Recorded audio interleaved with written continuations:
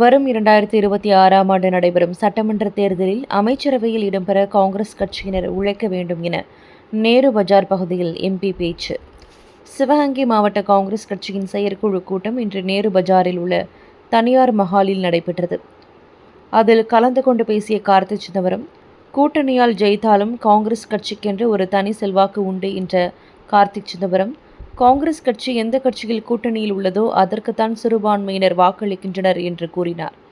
இளைஞர்கள் காங்கிரஸ் கட்சியை நாடி வருவதில்லை, நாம் தமிழர் போன்ற புதிய கட்சிகளுக்குத்தான் செல்கிறார்கள் என்ற அவர், அதனை காங்கிரஸ் கட்சி தடுத்து நிறுத்த வேண்டும் என்றும், கூட்டணி என்பதால் நாம் எதனையும் தட்டி கேட்காமல் கூனி குறுகி நிற்கக்கூடாது என்றும் காங்கிரஸ் கட்சியினரை இன்று மதியம் சுமார் 1 மணி அளவில் கேட்டுக்கொண்டார். கூட்டணியால் தான் இந்த தொகுதியிலே நாம் வெற்றி பெற்றோம் என்பதில் யாருக்கும் எந்த சந்தேகமும் வேண்டாம். வலுவான இயக்கம் சிவகங்கையில் இருக்கிறது என்பது உண்மையாக இருந்தாலும் கூட்டணியால் தான் நாம் வெற்றி பெற்றோம். அது எந்த சந்தேகமும் யாருக்கும் வேண்டாம். அதனால் கூட்டணி கட்சிகள், குறிப்பாக திராவிட முன்னேற்ற கழகம் தலைமையிலான கூட்டணி கட்சிக்கு நன்றியை தெரிவித்துக் கொள்கிறேன். ஆனால் கூட்டணியால ஜெயிச்சோம், கூட்டணியால ஜெயிச்சதுனாலேயே நமக்கு என்னமோ பலம் இல்லைன்னு யாரும் தயவுசெய்து நினைச்சிருவாங்க. கூட்டணியால் வெற்றி பெற்றோம் என்ற காரணத்துக்காகவே நாம் ஏதோ கூட்டணிக்கு சேர்க்கவில்லை என்று யாரும் நினைத்து வரவில்லை. சொன்னேன், எப்பவுமே தமிழ்நாட்டில் எந்த பக்கம் காங்கிரஸ் கட்சி இருக்குதோ அந்த பக்கம் தான் சிறுபான்மை மக்களும் தாழ்த்தப்பட்டவர்களும் நம்பி அந்த கூட்டணிக்கு வாக்களிப்பார்.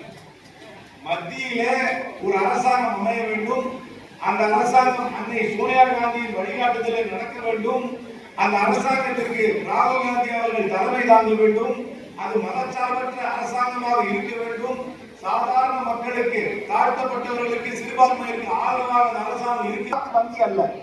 ஆனா நம்ம இருக்கிறதுனால நம்பி, அது ஒரு நம்பிக்கை வாக்காக இருக்கிறது. நாம் இருக்கிறதுனால மக்கள் நம்பி அந்த பக்கம் வாக்களிப்பார், குறிப்பாக சிறுபான்மை வாக்களிப்பார். அந்த அடிப்படையில் தான் தமிழ்நாட்டில் 40க்கு 40 வெற்றி பெற்றோம். 40 வெற்றிக்கு முதல் காரணம், முக்கிய காரணம் திராவிட முன்னேற்ற கழகமாக இருந்தாலும் அந்த கூட்டணிக்கு நாமும் வலு சேர்த்தோம் என்பதிலே யாருக்கும் எந்த சந்தேகமும் இல்லை. குறிப்பாக இந்த மாவட்டத்தில் நாம் தமிழர் கட்சி கணிசமான வாக்குகளை பெற்றார்கள் என்பது யதார்த்த உண்மை. நம்ம கூட்டத்தை நீங்க பார்த்தீங்கன்னா சொல்லுங்க, இந்த கூட்டத்தை நீங்க பாருங்க, இளைஞர்கள் பெரிய அளவில் நம்மளை கட்சியை நாடி வருவதில்லை. இளைஞர்கள் எல்லாம் புதிய அரசியல் கட்சிக்கு செல்கிறார்கள், நாம் தமிழர் கட்சிக்கு செல்கிறார்கள்.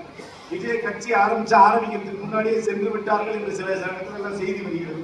கணிசமா அவங்க போய் தனிப்பட்ட முறையில் தேர்தலில் ஜெயிக்க மாட்டாங்க, நான் அப்படி சொல்லவே வரல.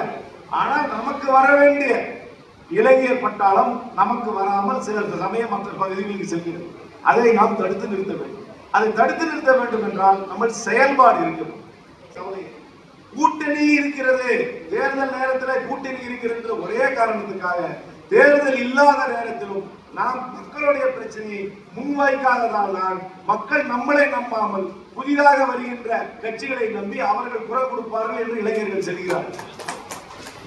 லோக்கல் பிரச்சனையை பற்றி பேசாமல் மக்கள் மனதிலே நாம் இடம் பிடிக்க வேண்டும் என்று நினைத்தோம் என்றால் அது நிச்சயமாக நடக்காது.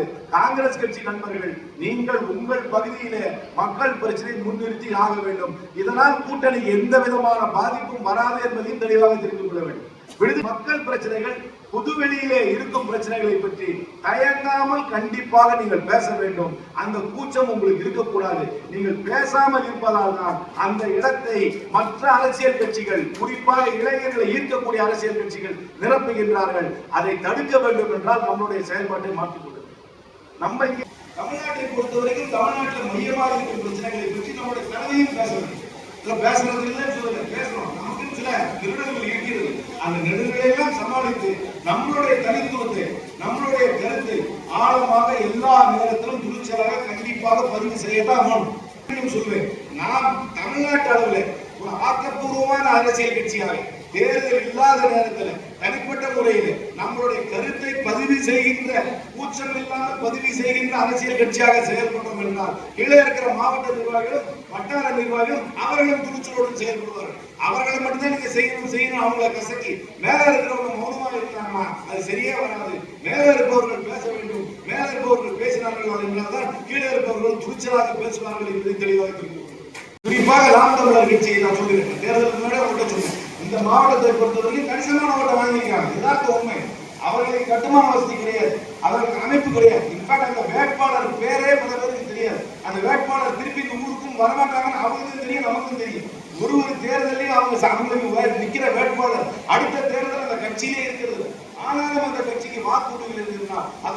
ஆக்கப்பூர்வமான வாக்கு. அந்த இளைஞர்கள் அந்த கட்சி வேகமாக இருக்கிறது, அந்த கட்சிக்கு போனால் நம்முடைய குரல் கேட்கும் என்ற நம்பிக்கையோடு வாக்களிக்கிறார். அந்த நம்பிக்கையை நாம் தர வேண்டும். நம்ம இங்கே இருக்கிறோம், நம்ம இங்கே சர்வீஸ் பண்றோம், அடிக்கடி வந்து பார்க்கிறோம். ஆனாலும் ஏன் இளைஞர்கள் நம்ம பக்கம் வராம அந்த போராங்க என்பதை நீங்கள் சிந்தித்து பார்த்து அந்தந்த பகுதியிலே இருக்கக்கூடிய பொது மேடைகளிலே மாநில தலைமை கண்டிப்பாக மக்கள் பிரச்சனைகளை முன்வைத்து பேசினால்தான் நமக்கு தனித்துவம் இருக்கும். 26 என்பது ரொம்ப முக்கியமான தேர்வு. நான் திருப்பி சொல்றேன், ஏதோ 8 பேர் 10 பேர் எம்பி ஆயிட்டா கட்சி உயிரோட்டமா இருக்குன்னு நினைச்சிடாதீங்க. எம்எல்ஏ நிறைய ஒரு சீக்கிரம் வருகின்ற காலகட்டத்தில் மந்திரி சபையில் தமிழ்நாட்டில் காங்கிரஸ் கட்சிக்கு இடம் போனோம், உள்ளாட்சி கட்சிக்கு இடம் போனோம். இதெல்லாம் இருந்தால்தான் கட்சி ஆரோக்கியமாக இருக்கும். 26 வருகிறது, இதை நோக்கி நாம் சிந்திக்க வேண்டுமே தவிர மீண்டும் நமக்கு ஒரு பிரதிநிதித்துவமே இல்லாம ஒரு அரசியல் தேர்தலை நாம் சந்திக்க கூடாது. அதற்காக நம்மளுடைய நடத்தையை மாற்றிக்கொள்ள வேண்டும், தனித்துவத்தோடு நடத்த வேண்டும். முன்னே ஒரு சொன்ன தெளிவா தெரிஞ்சுங்க, 2029 பொறுத்த வரைக்கும் நிச்சயமாக இந்தியாவில் காங்கிரஸ் ஆட்சி வரப்போகுது, சந்தேகமே கிடையாது. ஆனா 2029 முன்னாடி 2026 வருது. அது தமிழ்நாட்டு காங்கிரசுக்கு ரொம்ப முக்கியமான இடம். அதை கோட்டை விட்டுற கூடாது என்று கூறி நீங்கள் அனைவரும் செயல்பட வேண்டும் என்று கூறி விடைபெறுகிறேன். நன்றி, வணக்கம்.